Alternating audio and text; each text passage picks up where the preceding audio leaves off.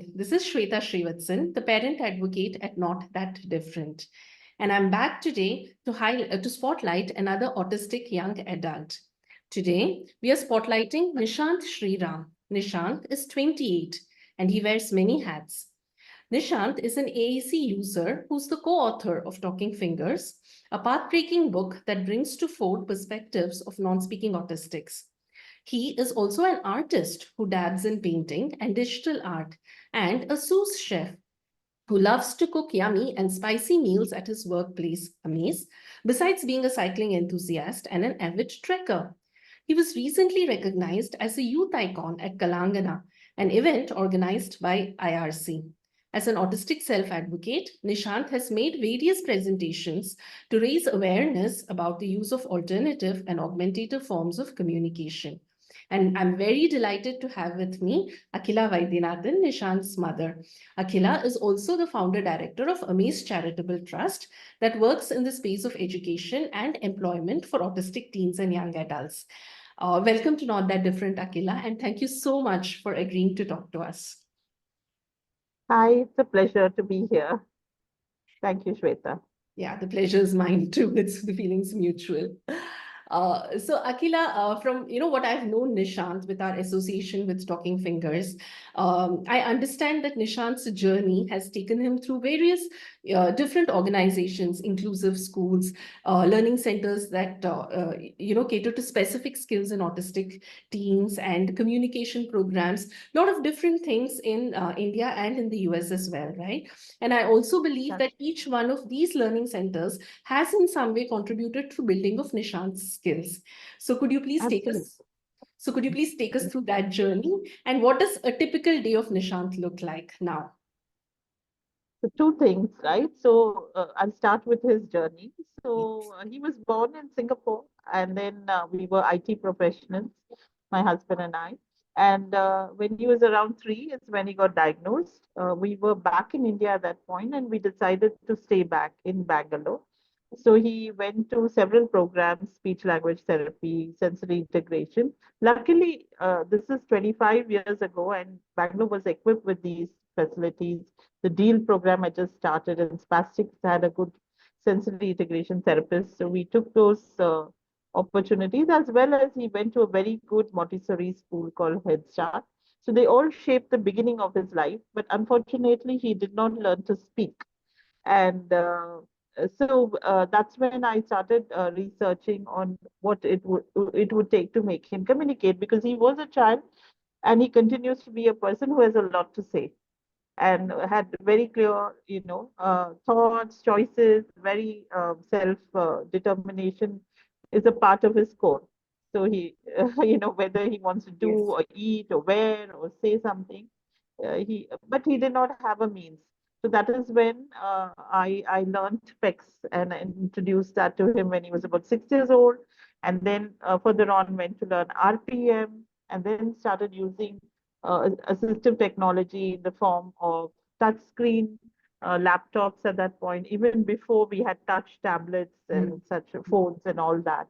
I'm talking way back in 2005, 6, 7 is when he started using those devices.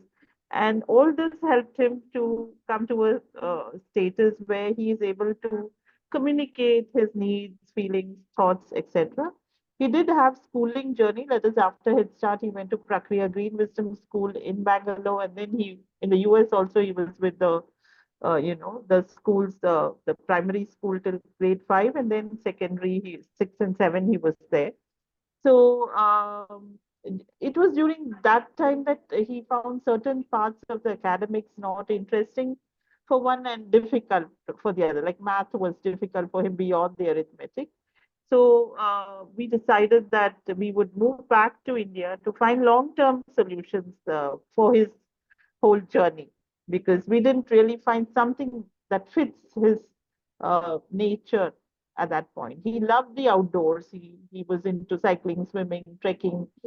He loved food, and he's visually very, stimulated by things. He loves movement. So there was no one place that could really cater to his needs. So we wanted to try and discover what is required for him along with him. So one thing that we did from when he was a child was to follow his lead. Of course, like I said, there was no other choice because he was very sure what he wanted to do, when he Very wanted to do, true. Yeah. etc. So yeah, so that led us to Coimbatore, his as a place where we settled down for various reasons. One of them being the proximity to the hills. Like he loved the outdoors, so we would go a lot. Every weekend we'd be out in the hills trekking, as well as a quieter city where he could know the neighborhood. Mm. Bangalore was really growing very fast at that point. It's no longer, it was a concrete jungle. It is. So Yes. uh, yes, so around 14 years ago, we moved here, and um, along with him, my husband was at that point still working in IT, but he also decided to quit his job and start his own consulting so that he has more time for Nishant. And so together we try to forge whatever solutions are required for him and children like him lifelong. Mm. So that's been the journey. So there's been a piece where we worked on his communication, on his literacy and expression. There's been a piece where we worked on what else will he do. So Yes. that's where we look at the cycling, the trekking, the fitness, as well as the piece of the cooking Mm. and all that he does. And then in our journey, we also discovered that he uh, likes art, and this was through the Where We Art for Autism Mm. festivals, where some of the facilitators there said that explore it in a different way. I didn't know art from the word A, so I had to really learn how to explore it with him. And through Microsoft Paint is where he started first, doing art that had some form. Otherwise, it would be just filling the pages with color. And then there was some form that started coming, and then that we could translate it to painting also. So right now, I think his creativity in terms of art emerged only when like 5, 6 years ago. Mm. So it took that long of a time because here was a child who wouldn't hold a pencil, who wouldn't write, who could not even do a zero when he was 6, write a zero, who's now doing, art that is meaningful to him. As far as he goes, Absolutely. Just to sort of, sorry to yeah, interrupt, but I yeah, just kind of, yeah, want to spotlight the lovely art.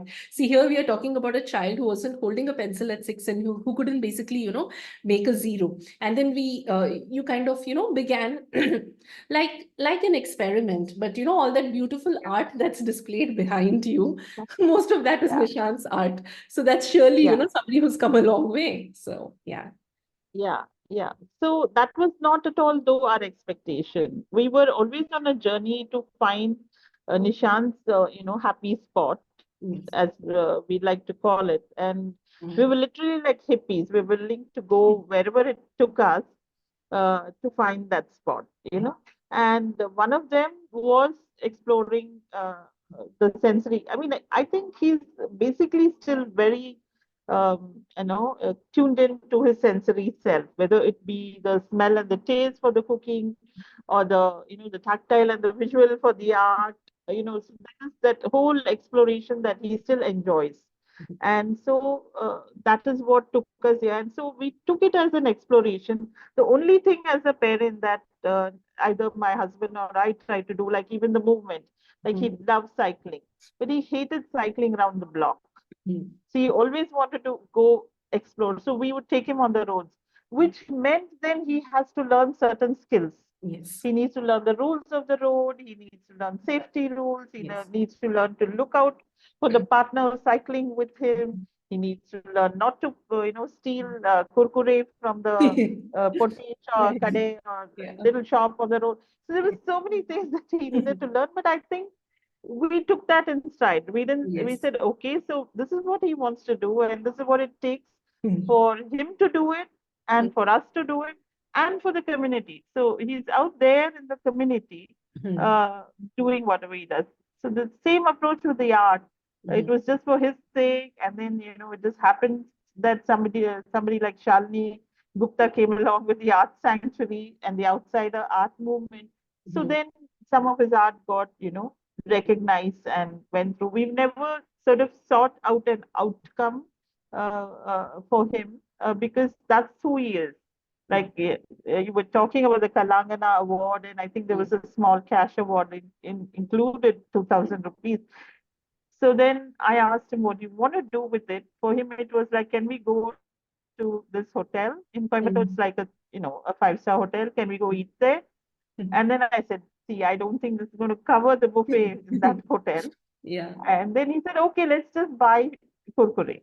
So for him, that's the It's value of yeah. money. So I knew that, like, employment in the true sense is not going to be very meaningful for him. Though he Yeah. likes being engaged, he likes seeing the outcome, he likes the appreciation and praise, Mhm. which was it's a more recent thing where, if Mhm. people appreciate and he got this award, he was really, taking it all in, which I didn't expect. But he now thinks he's the hero. Yeah. Well, So he's it's a a good hero. thing. All our children are heroes, much more than we care to acknowledge. So, Yeah. and I think Nishant, I mean, the Nishant I know is a very, is a very happy, very well adjusted, and a very productive adult hero. So that's, an aspiration for many of us out there.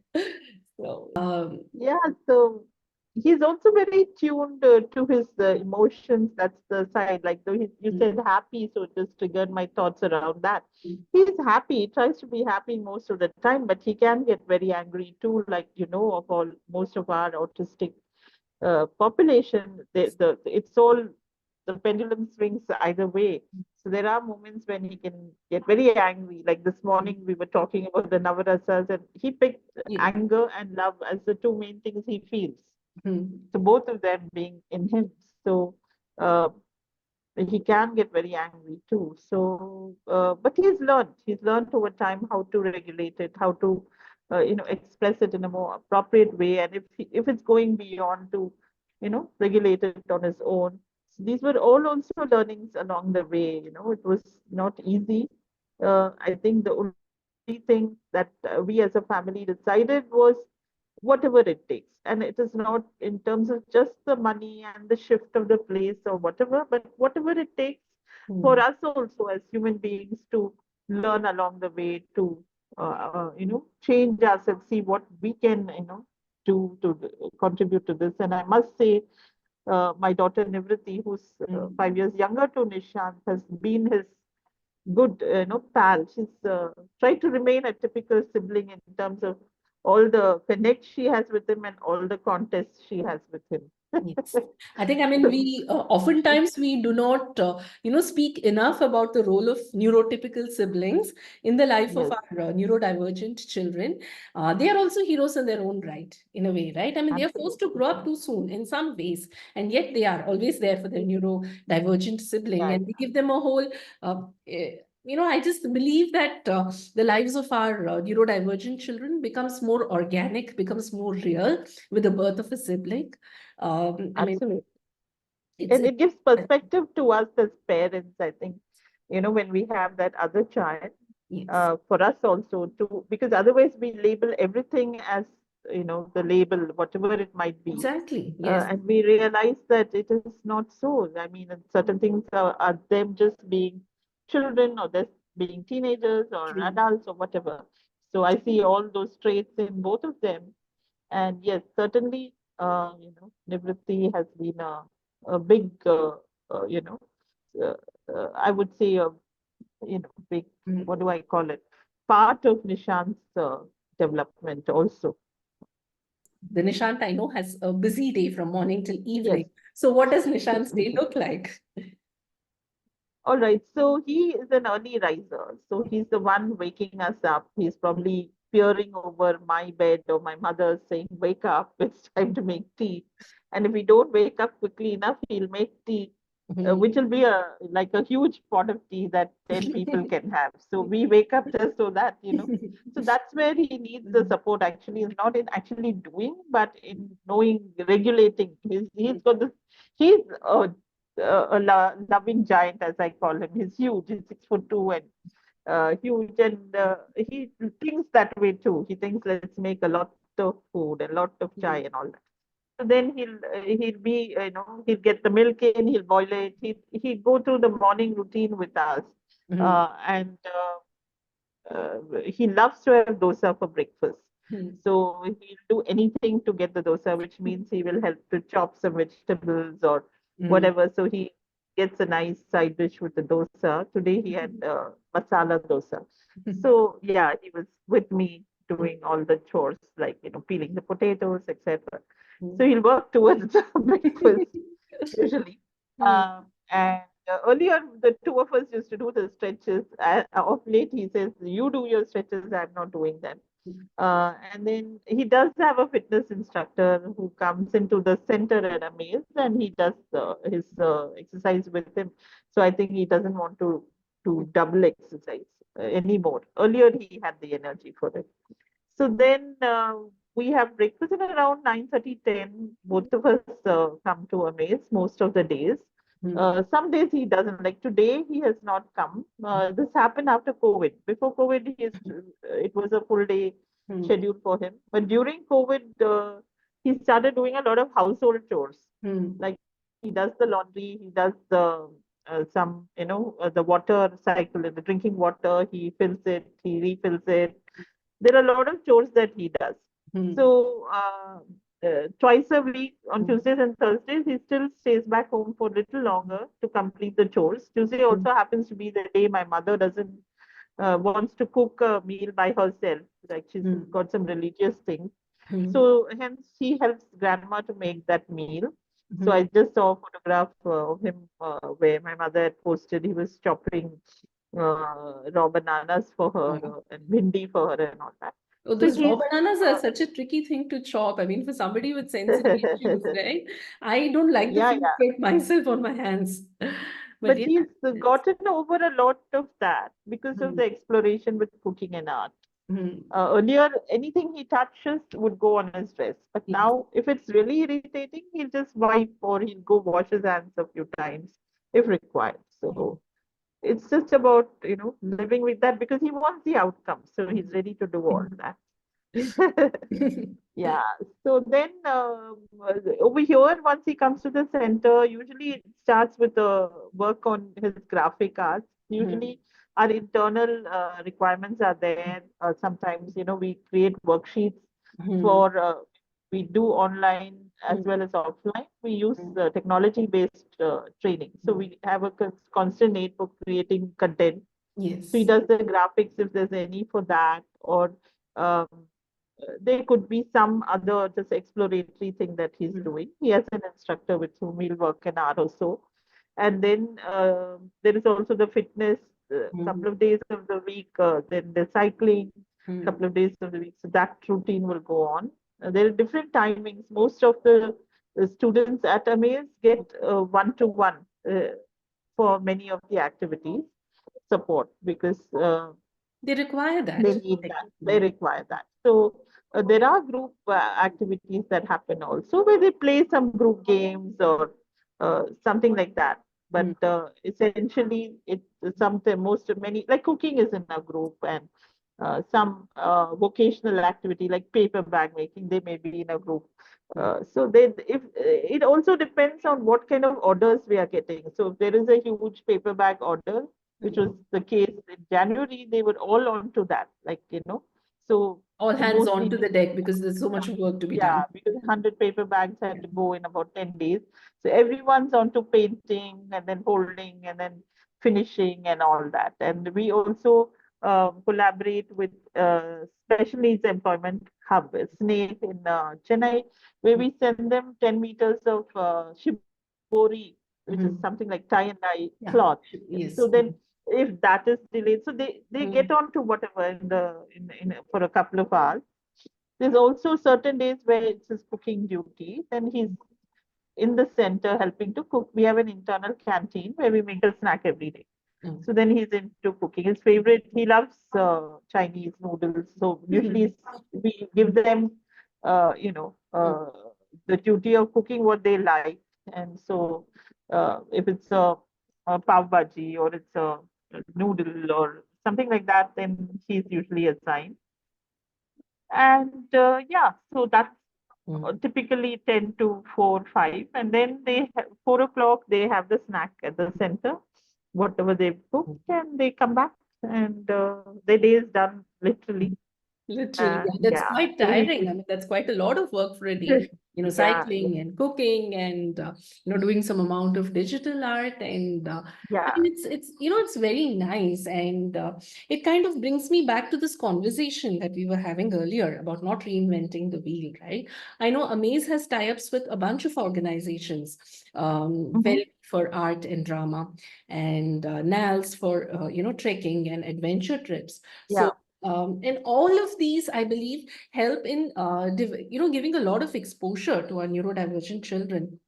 Help us also identify what works for our neurodivergent children. Oftentimes, since they don't have absolutely. a Yeah, defined path, right? For some, it could be yeah, cycling, but unless your child is actually cycling out on the road, how do you know that that's a skill that works exactly, well for them? For some, it could be mountain climbing, but unless a child's gone and climbed a mountain, how would you know that it works, right? For some, drama absolutely. brings out expression, but unless you put a child on stage, how would you know that? So Yeah, yeah. so, would you want to kind of, throw a little bit of light about how these skills have helped shape Nishant as a person? So, yeah, as a child, he, like I said, he's very tuned into all his senses, and he's also tuned into his own thoughts, feelings, and needs a mode of expression. But I don't think I was tuned into as to how to bring him up. I was focusing more on the communication. I was looking at the skills he needs to survive. I Yes, felt if he can't write, that's okay. He needs to learn to type. He needs to learn. yes, So that was always my focus. yes, But then at around 13, 14 is when, he started protesting because he, for mm, one, found it boring, mhm, and second, found it difficult, certain things, like I yes, said. mm, And there were a lot of, behavioral issues, as you may call it, at that age. That's when I had to take a reality check and say, what am I doing to him? What is it that he really wants to do? So that was the point when I started following the lead of the child. mm, So one of the things is to give them expression. That was certainly a goal. The mm, other is to follow the lead of the child and see what would they like to explore. mm, And of course, by then we were already doing the outdoors and the movement and all that. That was something we were already doing.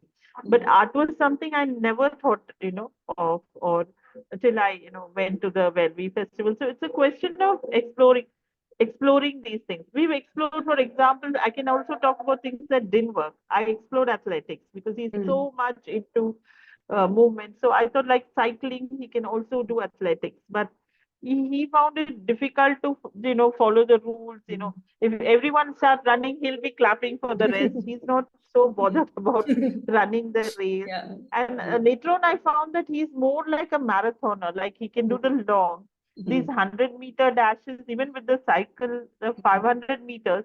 By mm. the time he picks up speed and figures out he needs to go longer, everyone's done with the race. Gone. Yeah, So the there race were is things over. that, yeah. So then that's why for I think, for the cycling, he's gone up to the nationals in Special Olympics. But Mm, we focused on the long. mm, He did the 1 kilometer, the 5 kilometer mm, category. The mm, 500 meters was not for him. So there are very lots of things that you realize as you go along. And mm, I'm not able to push him beyond that. I did have a student mm, who started doing, cycling is his part of his whole being. mm, He cycles 20 kilometers every day with a trainer, gets up at 4 a.m. And then in the weekends, he does longer stretches. He's no longer with Amaze because that's what he's enjoying, and that's the only thing he's enjoying. mm, And so that's become what he does day in and day out. But Nishant was not like that. He can do some amount of this, and mm, then, it gets mm. boring for him. Yes. So, so this whole variety of things is Mm, what keeps him happy and engaged. He needs something where he can sit, something where he can move around, mm, something where there's an outcome, something he does just by mm. himself. So yeah, so that's why that's the routine has been uh, patched for him like that. There are I some of think my that's students who amazing. do, So, see, yeah, honestly, Akila, as adults also, we cannot be doing the same thing over and over again every single day, right? But when it comes to, training our autistic children, why do we have that, at the back of our mind that this is a skill? So they have to keep doing this the entire day. So this person loves cycling, let him keep cycling. Okay, this person loves cooking, let him keep cooking. That doesn't happen. We don't live our lives like that. So why is it that we expect them to live their lives like that, right? Yeah, yeah. So that's the approach that I took. In fact, even with my daughter, for that matter, I think she explored so many things from childhood, from yoga to Bharatanatyam to basketball to various things that she doesn't do anymore. Mhm. And that's okay. And Yes, that's finally, how she you figure discovered out. her Yes. passion as singing, and she's more into Western Mhm. pop singing and choir singing. Mhm. So, it was something she discovered only by the time she was 17, 18. And Yes. she used to be frustrated herself that she doesn't know exactly what's her sort of mojo. Mhm. But then when she found that niche and she settled down, she was more comfortable with that. So, Also, there's another question that I wanted to ask you, Akila, a yeah. slightly Mm. personal one, right? Change is very difficult for most autistics, right? Be that a small change, be that a large change. And, if that change comes in the form of a loss of parent, it's an immense change, right? Yet it's a reality that will happen to all the autistic children at some point, young adults at some point. But the Nishant I know has coped with the loss amazingly well. He has found closure, and he's at peace and he's moving on. So could you just speak to us a little about that journey?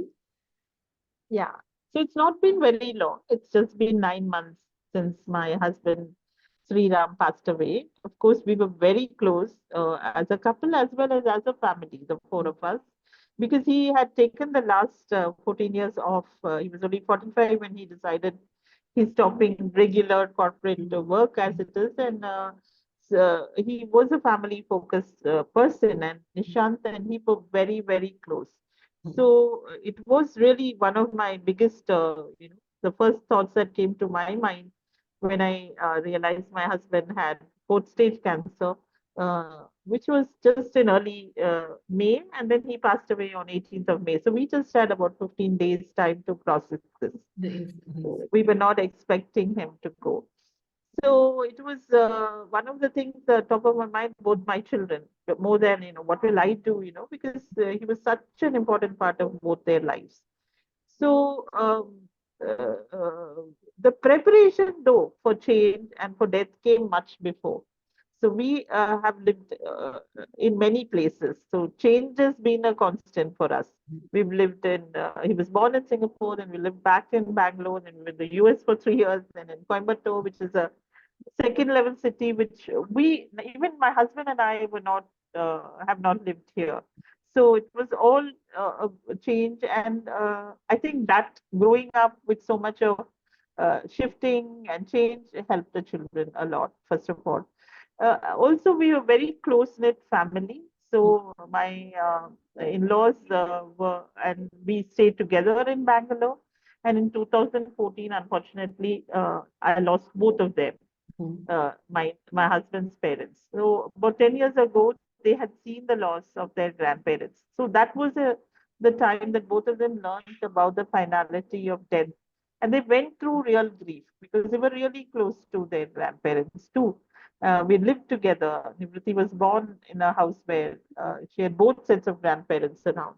So that was the preparation, I feel. They at least understood that this is final, person is not coming back, because that's the main thing. Yes. The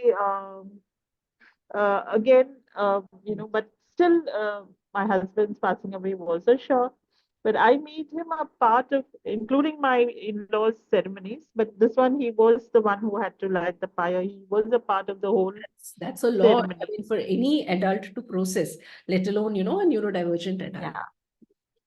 And he was there also when my husband was in the hospital. He came in every 2 or 3 days to visit him, including in the ICU. He saw his dad. So I felt that that is the only way he would understand, because if I hide it from him, he Mhm. would not have the perspective. So Exactly. one of the things is I felt he was old enough. He was 27 at that point, and he was old enough to understand these things. Mhm. So we would also, after the death of my husband, we would talk about, we would read from the Gita, and talk about the meaning of life and death. And, as Hindus, we believe that the soul still resides in the Yes. universal space. So, in a sense, that only the body has left and he's still around, sort Yeah. of thing. So, that also. So, all this together, I think, both the children were able to make some sense of it. In fact, I think Nivriti went through a lot more difficulty being younger to accept and come out of it. And but Nishant, amazingly, was very mature. The 18 days I was in hospital with my husband, I just didn't come back home. Mhm. He really cooperated with my mother, who's now 80, so 79 last year, and my dad was at that time alive and ailing. He was in the last stages of Parkinson's. My dad passed away 6 weeks after my husband. So they went through again two deaths. 10 years ago, we lost two people, and this year Yeah. we again lost two people. So, and we have also lost a very loving puppy, Nemo. He was just a year and a half. So my daughter had this puppy. We had him at home, and he died. So they have seen death uh, close, and they know it's there, and that they also know that it's not final. The memories are with us. The soul is there.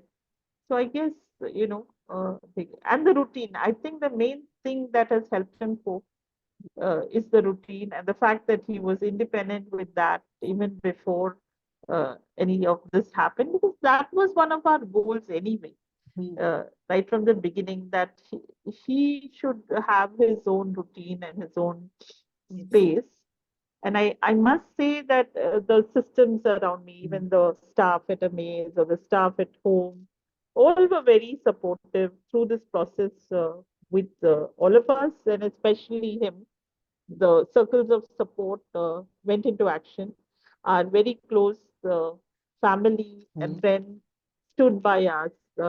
My Ram's sisters, my sister, my uncles.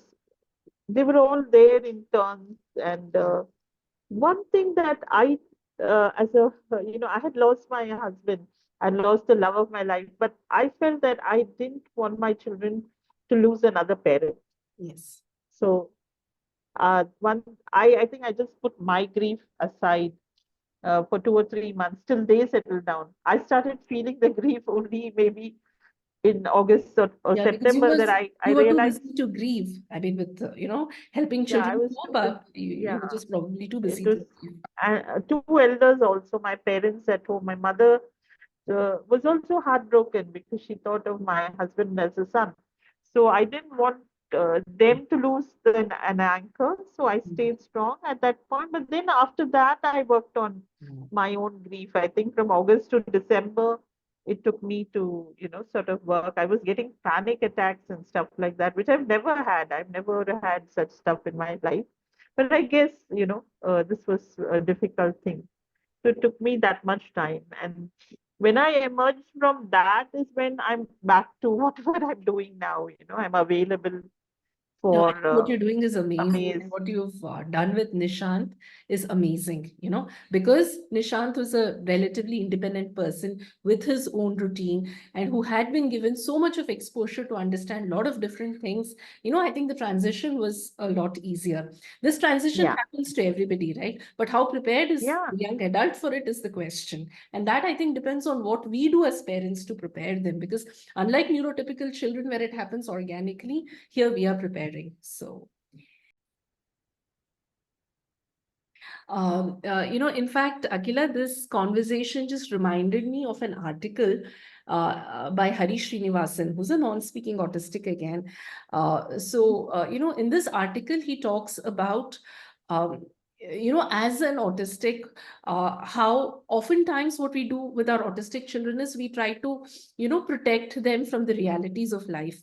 We try to protect them from the fact that disease happens, death happens, and it is something final. But that's a part of life. But for various reasons, like as parents, we tend to be overprotective than we would be with a neurotypical child. But in order for them, just as in order for us, to process the entire thing, to process the grief, to process the finality of death, and emerge out of it, basically, find that closure. You have to experience the whole thing. So that is something I kind of remembered when we were having this conversation about uh, how Nishant has managed to find closure. So I think that's something it's there for us. Yeah, I suppose yeah, all of us parents have to keep that in mind the next time we try to yeah. overprotect our autistic children, and try to shield them from the realities of life. Maybe. Actually, I think they see through us. We might be trying to shield them, but in my experience of Nishant and the other children, they are more aware than we ever can imagine to be. And he's very perceptive. It could just be a shift in my mood or some change in something. They're so perceptive of such small changes. So how are we going to hide that? True. We cannot hide it from them. And it is not also right for us to assume that they can't understand or can't process, that they don't have the courage. They've had courage to face whatever they had to face from childhood. Yes. And I think they are more, equipped and more courageous than any of us.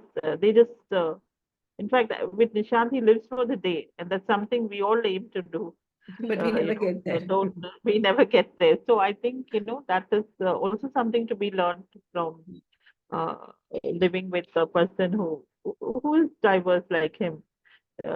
Lot to be learned actually, and to be respected also. I think we should respect their journey. We should respect their abilities. Then it's a game changer not only for them but also for us. It's so much easier because we are not then carrying the onus of everything, the onus of their safety, onus of their communication, onus of their well-being. As parents, we seem to be carrying it all this with us, and then we feel burdened by it. So Yes. even from the point of view of ourselves, if we can trust in our children. Like I've been asked this question when Nishant's cycling on regular roads, where how do you trust him to go on the roads? The roads are so bad, traffic is so bad. So, I trust him. That's the key. I may not trust the rest of the people on the road, but I think he has keener awareness and sense, and he's more he follows the rules much better than the typical person. So Absolutely. I Yeah. trust him more than Yes. anybody else on the road. Yes. And yeah, Yeah, I think, the key to, I think, it all is to be able to let go, right? The let go happens with neurotypical children because, they move on whether we like it or not. But, somewhere with our autistic children, we hold on, we actually grab them, and maybe, at some point we are even stifling them. I don't know. But the key, I suppose, yes, is to let go, right? We are the ones who are stifling them, we are holding them on, and then we are worried about how will they manage after us. So clearly that's not logical, but yeah, that's what it is. So what's next for Nishant? What's next for Nishant, the chef, Nishant, the artist, Nishant, the author? I mean, I love his writing too. So so we always wish we wrote more, both of us. But then he like I also would like to write, all my experience and all that. So, but I never get down to it, nor does he get down to it. So someday I hope we both get down to our goals of, at least writing some blogs and mhm, then maybe publishing. That is certainly something. And he says he wants to write like a travel diary. That's his mhm, dream. Loves to travel actually, and we haven't traveled now in mhm, the last 4 years. So we need to first of all restart the travel, and then restart the blogging of the travel or whatever that he wants to do. That's one thing, and I think we are at a happy place now. I mean, this the whole routine and the system that is working for us. So we'll continue with that. We'll continue with that. There is a dream also of having some kind of a e-commerce mhm, portal with some of his paintings, not only his but some other interns here are into that kind of work, commercializing it, so that there is some sort of income. But that's a part that I have to do. He's Yes. totally not interested in that. So he's not really worried where Money's the next, coming. Yeah. buck is coming from. So, yeah, so if you look at it, like, what do we want to do really? We want to travel a lot. We hopefully write a lot more. Yes. Maybe a food outlet, but see, all that is not what he wants. It's Yes. more like my thinking that, I want to take it to the next level. Yes. So I try to keep a check on myself always with that, Mhm. like, whether it's his writing or it's the designing of some products, or whether it's really what he wants. If it's going to help to engage him a lot more at a different level that will make him happy, then I'll work towards that. Otherwise, it shouldn't be my need. Yes. So Yeah, I mean, you that's shouldn't be where we are. pushing them into it, right? And you shouldn't be putting them into a pressure Yeah, cooker situation because, we as parents want to see them somewhere or see them do something, right? yeah, It's them, it's Nishant the person. So at the end of the day, it's what Nishant the person yeah, do. yeah. So Sometimes he does say that I wish I could, like Mm, the other day, he was typing to my daughter who's now mm, doing her master's in Manipal. So she was like, I wish I could, study and go to college.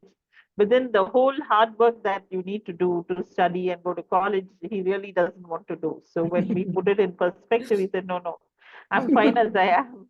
In fact, it was the other way around. When she went away for her bachelor's in Bangalore, he used to say, why do you have to go? Why do you have to study so much? That's all enough. You just come back. Because he didn't want her to go away.